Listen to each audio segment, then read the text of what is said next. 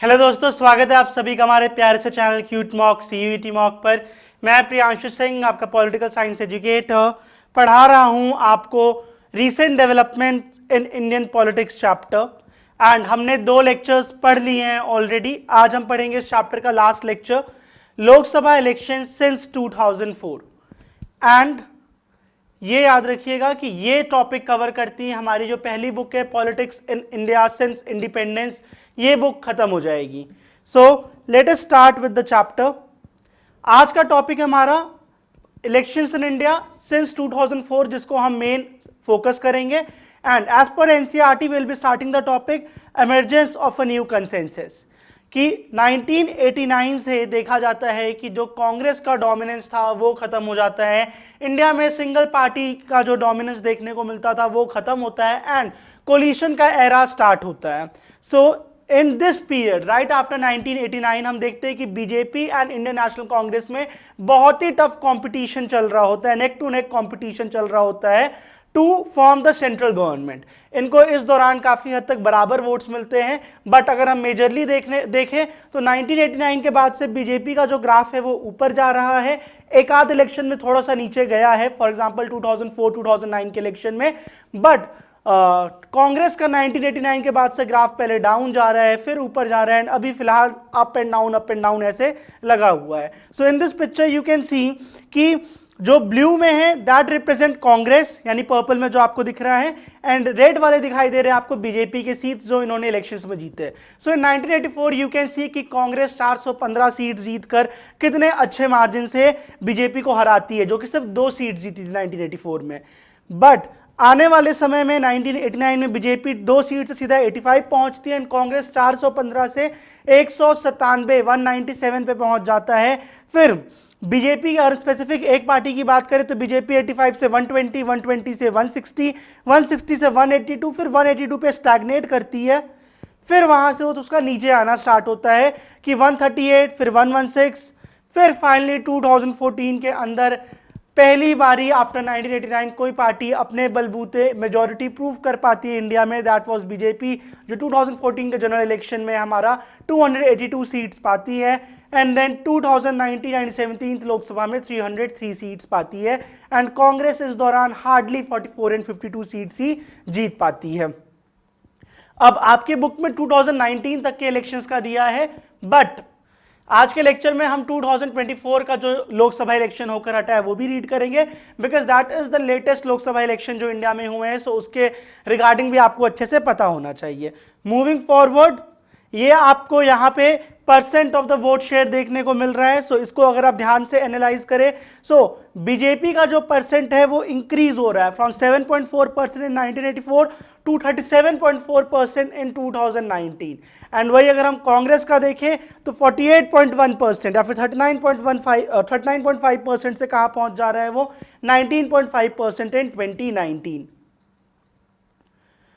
जब आप इस ग्राफ को एनालाइज करेंगे यू कैन सी कि बीजेपी का एक एक करके percentage of vote share increase हो रहा है, कांग्रेस का डिक्रीज हो रहा है, and most of the time in दोनों का जो total percentage of vote share अगर आप उसको ऐड करेंगे तो 50% से ऊपर ही आ रहा है, यानी majority of the population of country BJP या कांग्रेस में से ही किसी एक पार्टी को अपना वोट डाल रही है, जो कि 50% से ऊपर इन्हीं दोनों के वोट्स ज्वाइन करके हो जा रहे हैं। Except it was in 1996, 2004 and 2009, जब इन दोनों के वोट्स मिला जुला कर भी 50% नहीं बन पा रहे थे। ठीक है। So now we will be discussing about the Lok Sabha elections from 2004 to 2019, which is the main focus of this lecture. So 2004 के अंदर जो इलेक्शंस होता है इसके अंदर एनडीए हार जाती है, नेशनल डेमोक्रेटिक अलायंस, जिसको ऑलमोस्ट 2 बारी जिसके सरकार रहती है, एक तो 1988 से 1999 एंड फिर 1999 से लेकर 2004 तक अटल बिहारी वाजपेयी की सरकार जो थी एनडीए नेशनल डेमोक्रेटिक अलायंस वाली, वो हार जाती है एंड इसकी जगह एक नई कोलिशन पावर में आती है which was Congress party itself. तो 2004 के इलेक्शन में आप देख सकते हैं कि कांग्रेस को 145 सीट्स मिले एंड बीजेपी को 138 सीट्स मिले, कोई खास डिफरेंस नहीं है। लेकिन इस टाइम पे कांग्रेस को जो उसकी कोलिशन पार्टीज थी वो सपोर्ट करती हैं, जैसे कि RJD, DMK, Jammu and Kashmir people democratic party, Jharkhand Mukti Morcha etcetera. सो इन सारी पार्टीज का 2004 में इंडियन नेशनल कांग्रेस को सपोर्ट मिलता है, जो कि यूपीए की अलायंस को सपोर्ट करती है, उसका पार्ट रहती है। एंड इसके वजह से 2004 में यूपीए पावर में आती है एंड मनमोहन सिंह बनते हैं हमारे इंडिया के prime minister. Left front parties जो थी इस दौरान उसको उसका सपोर्ट मिलता है यूपीए की सरकार को। And this election saw the revival of Congress party की अब कांग्रेस दोबारा एक एक करके ज्यादा वोट्स इलेक्शन में हासिल कर पा रहा है। ठीक है, 1991 के बाद से कांग्रेस को कुछ खास जीत नहीं मिल रही थी इलेक्शन में। However in the 2004 election there was a negligible difference between the votes polled by the Congress and its allies and the BJP and its allies. अब कांग्रेस एंड जो हमारा यूपीए था led government that completed its term despite left parties withdrawing the support in July 2008। तो कुछ parties हमारी जो थी वो अपना सपोर्ट वापस ले लेती हैं जुलाई 2008 में इंडो यूएस न्यूक्लियर डील के वजह से। सो इंडो यूएस न्यूक्लियर डील क्या है कि बेसिकली इंडिया एंड यूएसए के बीच में एक सिविल न्यूक्लियर डील साइन करी गई थी 2008 में, जिसके तहत यह डिसाइड हो गया था कि यूएस ने जो इंडिया पे सैंक्शंस लगाए थे कि वो इंडिया को अब कभी कोई न्यूक्लियर सप्लाई नहीं देगा, कोई न्यूक्लियर टेक्नोलॉजी नहीं देगा, ना ही वो इंडिया को नेसेसरी ग्रांट्स देगा एक्सेप्ट फॉर ह्यूमैनिटेरियन एड्स। तो ये सारे सैंक्शंस फाइनली हटा दिए जाते हैं and India and USA decide करता है कि ये आपस में न्यूक्लियर टेक्नोलॉजी को एक्सचेंज करेंगे। यूएस इंडिया को हेल्प करेगा अपने न्यूक्लियर टेक्नोलॉजी को इंप्रूव करने के लिए, but not for the military purpose, for the development purposes. ठीक है, for energy generation.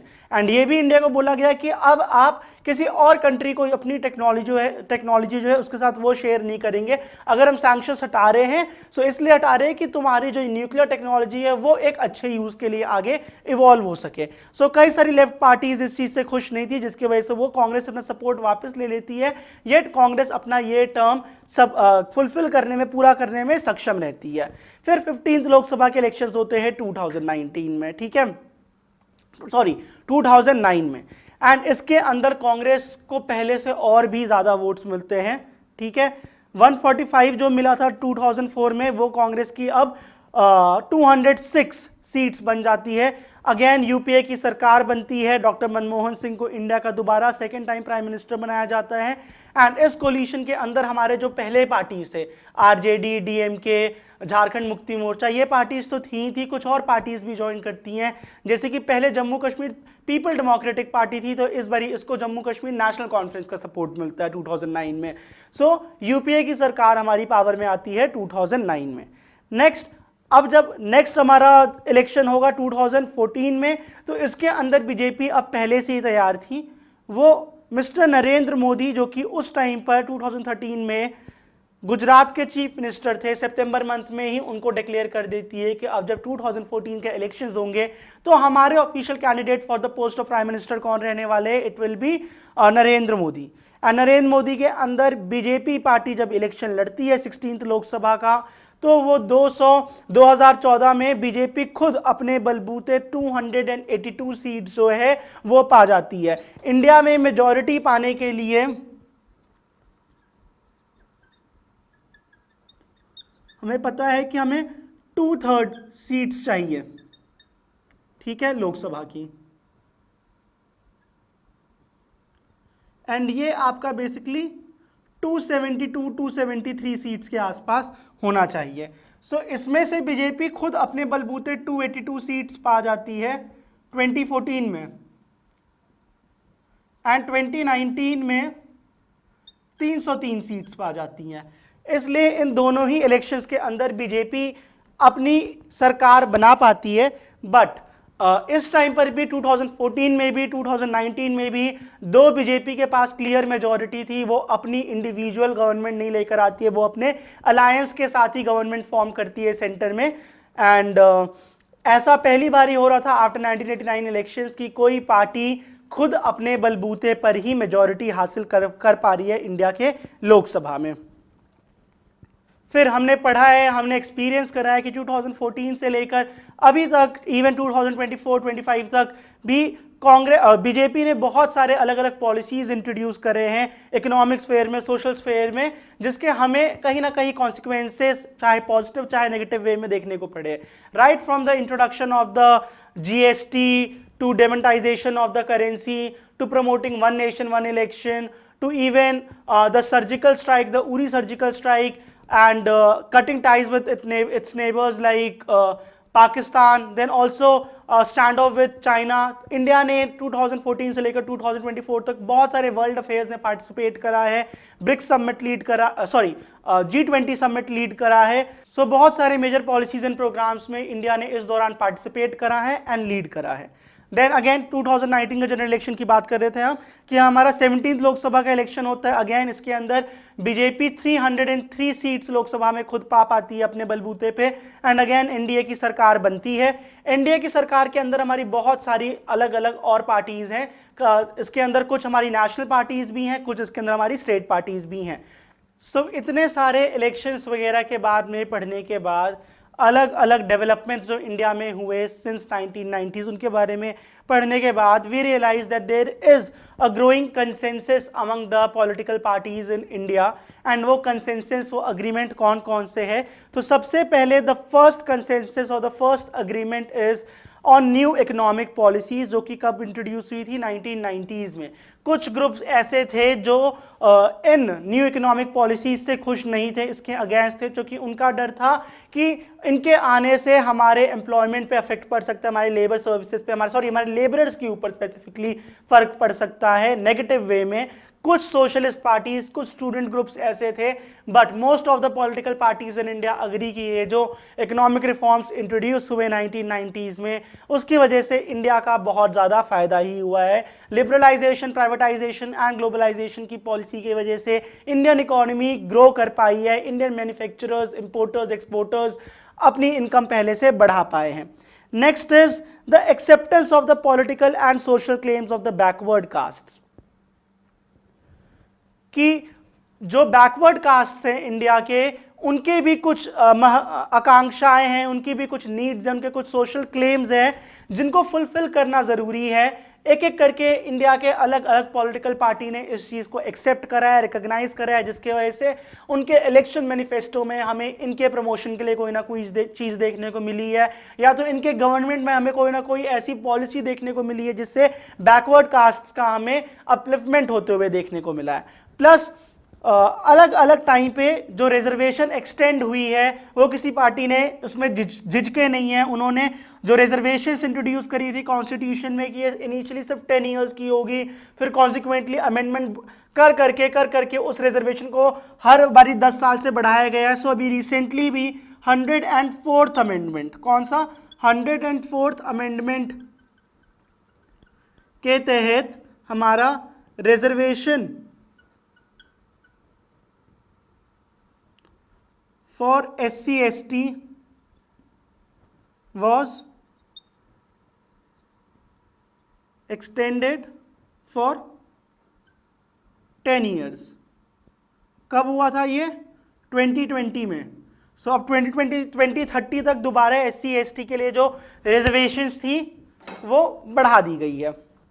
So this is about the acceptance of the political and social claims of the backward caste. ठीक है, हर एक party अब इनके रिजर्वेशन को support कर रही है। ऑल्सो चूंकि बहुत ही इंपॉर्टेंट वोट बैंक है वो उनका, अगर वो इनके खिलाफ कुछ जाकर करेंगी तो उनका वोट अफेक्ट हो सकता है इस चीज़ से। Next is the acceptance of the role of state level parties in the governance of the country. So ऐसे बहुत सारी स्टेट लेवल पार्टीज अभी भी जो 2024 में इलेक्शन जीतकर एनडीए की गवर्नमेंट बनी है वो सपोर्ट कर रही हैं एनडीए के अलायंस को। For example the Telugu Desam party, the Janata Dal United, Janshakti party and all Jharkhand student union and Asom Gana Parishad, NCP etcetera. ऐसे बहुत सारे स्टेट लेवल पार्टीज हैं जो सेंट्रल गवर्नमेंट को ओवर द टाइम असिस्ट कर रही हैं। 1989 से स्पेसिफिकली देखा जाए कि वो अपनी गवर्नमेंट बना सके सेंटर में। सो नेक्स्ट इज कि अब इंडियन पॉलिटिक्स में एक्सेप्ट कर लिया गया है कि अगर एक पॉलिटिकल पार्टी को सेंटर में अपनी गवर्नमेंट बनानी है तो ज़रूरी नहीं है कि वो अपने बलबूते वो गवर्नमेंट बना ले, उसको और कई सारी रीजनल पार्टीज़ की, स्टेट लेवल पार्टीज़ की, रिकॉग्नाइज्ड एंड अनरिकॉग्नाइज्ड पार्टीज़ की सहायता की ज़रूरत है ताकि वो अपनी मेजॉरिटी लोकसभा में प्रूव कर सके। And next is the fourth emphasis is on pragmatic considerations rather than ideological positions and political alliances without ideological agreement. That is, coalition politics has shifted the focus of political parties from ideological differences to power sharing agreements. कि अब power में आने के लिए दो ऐसी parties जिनकी ideology कुछ बहुत खास मैच नहीं करती हैं, वो भी आपस में कोलिशन बनाने को रेडी हैं ताकि वो ऑपोजिशन पार्टी को पावर में ना आने दे। जो सारी पार्टी स्टेट लेवल इलेक्शन में आपस में लड़ रही होती है अलग अलग, फॉर एग्जांपल आप इस साल के इंडिया अलायंस की बात कर ले कि चाहे आम आदमी पार्टी हो, चाहे कांग्रेस हो, चाहे तृणमूल कांग्रेस हो, चाहे और भी कोई और पार्टी हो, ये आपस में चाहे स्टेट लेवल इलेक्शंस में लड़ाई कर रहे हो, आप एक दूसरे के अगेंस्ट इलेक्शन कॉन्टेस्ट कर रहे हो, एक दूसरे के ऊपर मड स्लिंगिंग कर रहे हो, but when it came to the 18th Lok Sabha इन्होंने एक अपनी अलायंस बनाया इंडिया नाम से एंड इकट्ठे इलेक्शन कॉन्टेस्ट करा। सो पावर शेयर करने के लिए आइडियोलॉजिकली वेरी डिफरेंट पार्टीज भी एक दूसरे के साथ ग्रुप में आ जाती हैं।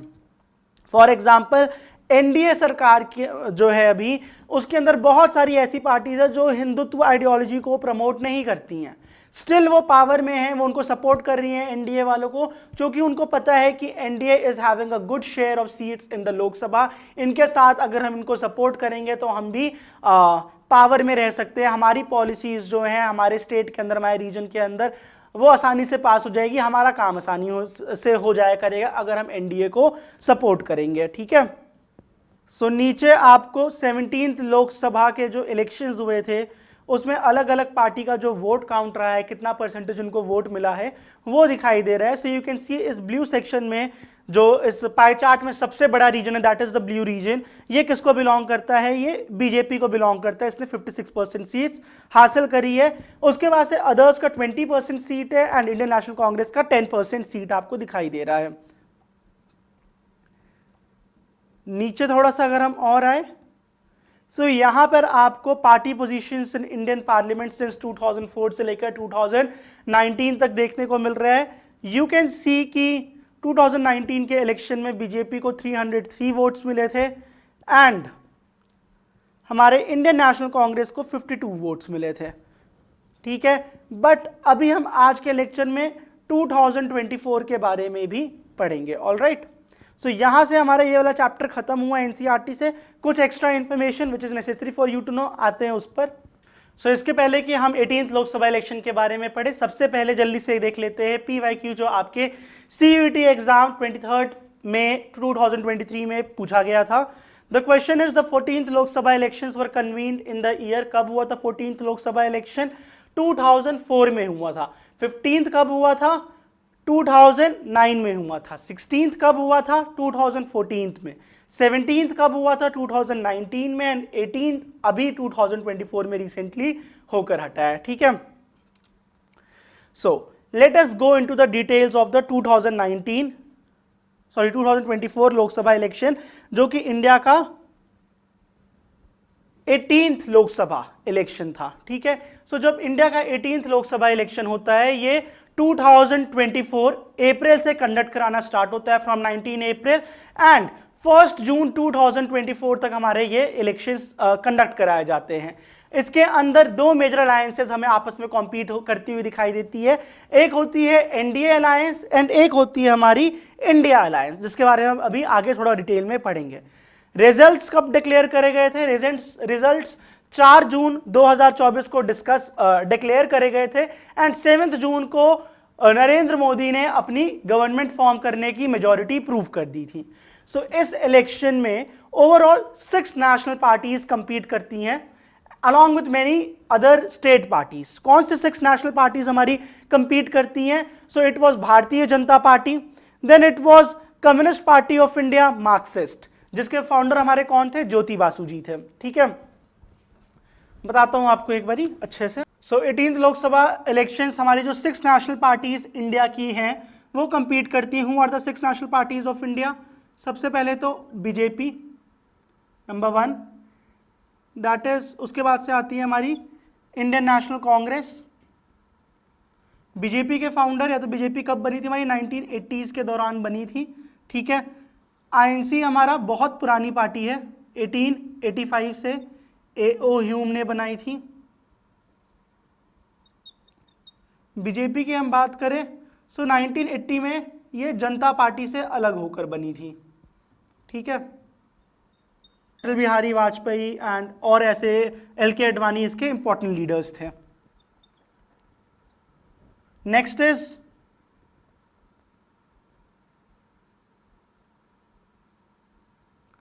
Communist Party of India, Marxist, जिसके इंपॉर्टेंट लीडर्स हमारे ज्योति बासु हो गए, EMS नंबूदिरीपद हो गए, जिनके बारे में हमने सेकेंड चैप्टर में पढ़ा था हमारे पॉलिटिकल साइंस में।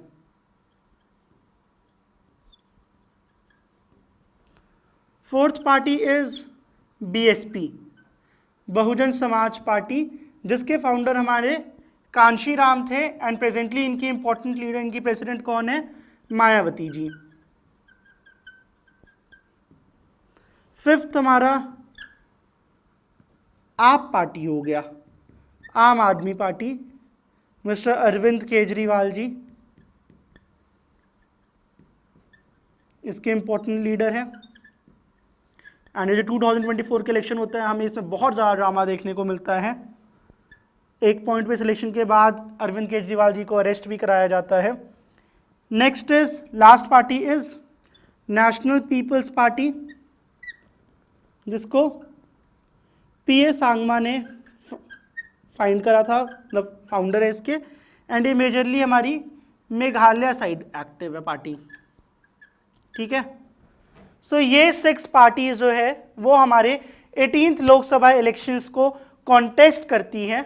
एंड इनमें से जो 6 पार्टीज आपको दिखाई गई हैं, इनमें से हर एक पार्टी किसी ना किसी एक अलायंस, चाहे इंडिया चाहे एनडीए का पार्ट थी।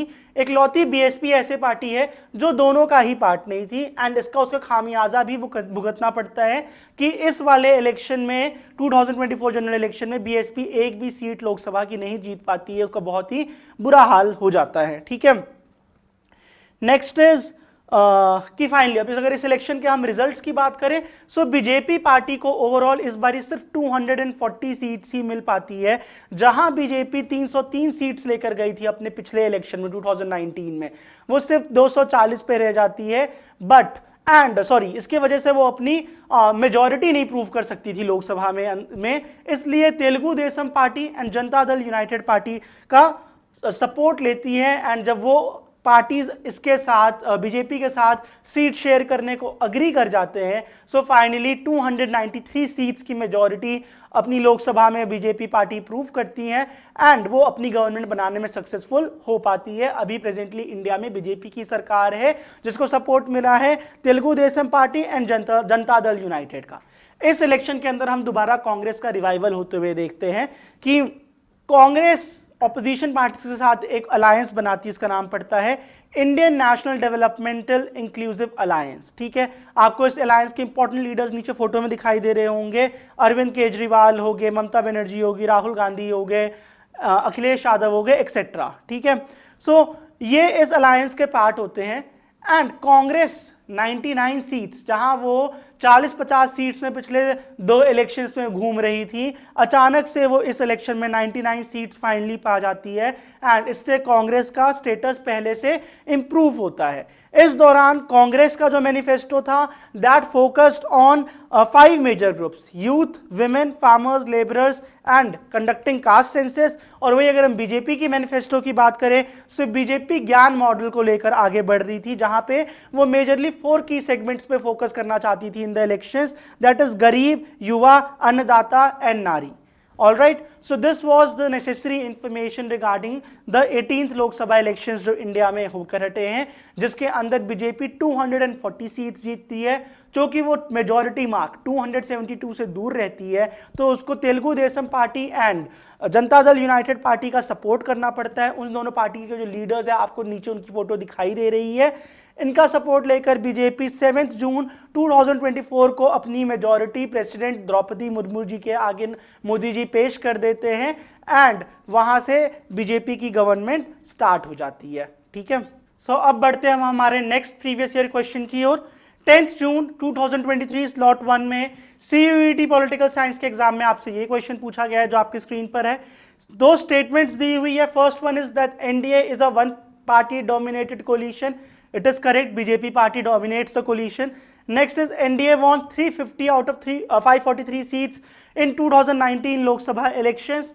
सो this statement is incorrect. NDA ने 350 सीट्स नहीं जीते थे, एनडीए ने 353 सीट जीते थे, जिनमें से 303 तो खुद बीजेपी के ही थे। So statement 1 is correct but statement 2 is incorrect. All right, अब ये रहा आपका लेक्चर 2 का जो होमवर्क था, उसके दो question.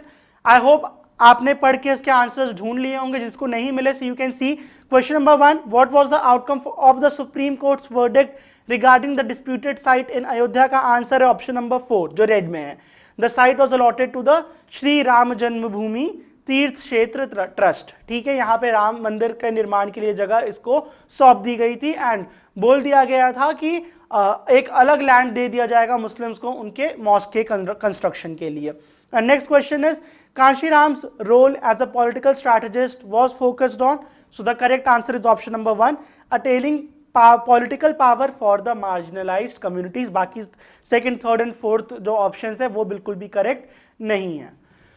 So this was about chapter number 8 that is recent developments in Indian politics। इस बुक के अंदर हमने ओवरऑल स्टार्ट करा था 1947 से जब इंडिया आज़ाद होता है एंड ये बुक हम खत्म कर रहे हैं 2019-2024 का जो जनरल इलेक्शंस होकर हटा है उसके अंदर। सो लास्ट 70-80 ईयर्स में इंडियन पॉलिटिक्स में जो भी इंपॉर्टेंट सिनेरियोज हुए, जो भी इंपॉर्टेंट इंसिडेंट्स हुए, कौन कौन से पार्टीज आई, कौन कौन से लीडर्स आए, कौन कौन सी गवर्नमेंट बनी, कैसे एक पार्टी का डोमिनेंस रहा, कैसे कोलिशन का गवर्नमेंट रहा, कैसे दोबारा सिंगल पार्टी का डोमिनेंस आता है लेकिन अपने कोलिशन वाले कैरेक्टर को छोड़ती नहीं है, ये सब चीज़ हमने पढ़ लिया politics in India since independence book में। एंड इस चैप्टर में हमने ले देकर उस पूरी बुक का भी एक क्रक्स पढ़ लिया है। आई होप आपको ये चैप्टर पसंद आया होगा, आपको समझ आया होगा एंड आपकी तैयारी यहाँ से इस बुक की, इस चैप्टर की खत्म होती है। All the best for your exams. Bye bye.